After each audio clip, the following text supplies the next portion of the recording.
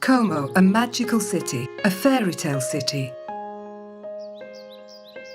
overlooking the deepest lake in Europe, the Lario.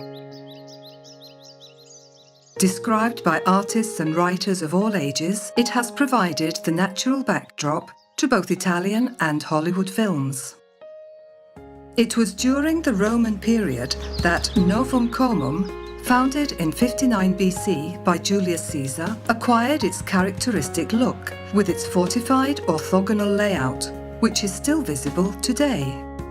Pliny the Elder and Pliny the Younger were both born in Como. Their statues can be seen in two of the niches on the facade of the cathedral. The cathedral is the right place for us to start our walk through history, discovering monuments and buildings of different periods and architectural styles. The cathedral's floor plan is in the shape of a Latin cross, with 3 naves and a transept, surmounted by the imposing Baroque dome.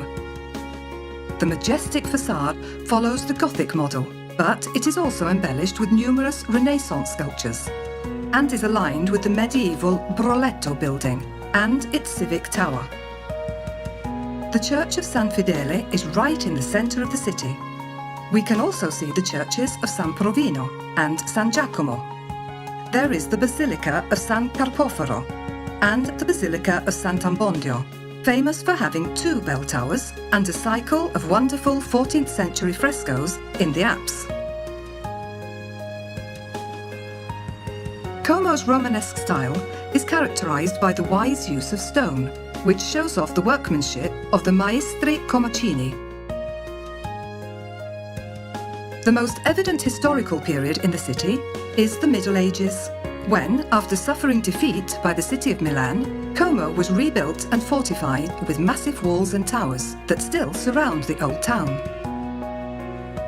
By forming an alliance with Emperor Frederick I Barbarossa, Como got its revenge by taking part in the destruction of Milan and Comacina Island in about the year 1160.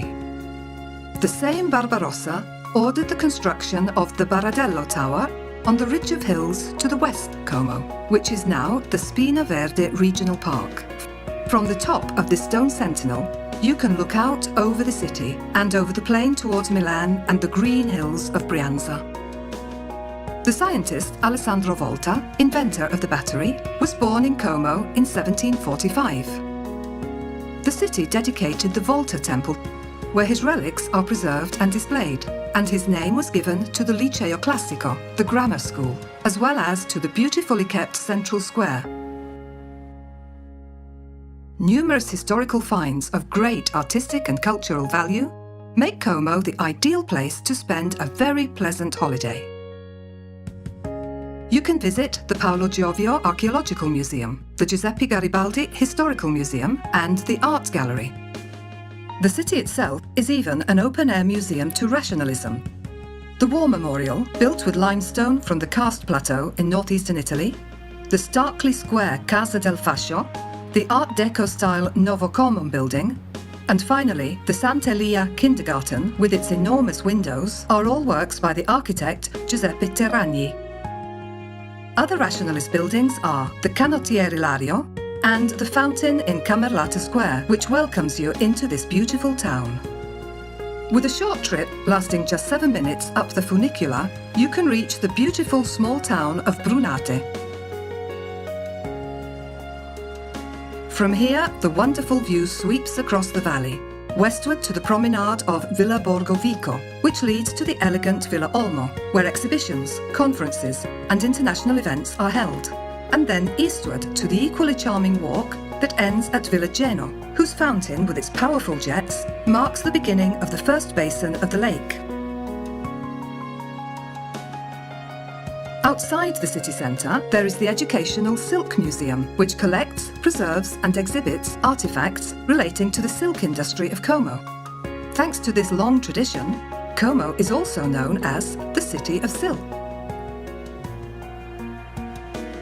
To allow visitors to make the most of their holiday, the Department of Tourism, along with Como Council, which is located in the historic Cernezzi building, provide tourist information offices, which you can find at the San Giovanni train station, next to the cathedral, and by the adjoining social theatre. Como will never fail to amaze you, thanks to the cultural events that are always happening in the city and to the unique characteristics of the area, which will leave you breathless. Your first visit to the city will leave you longing to return.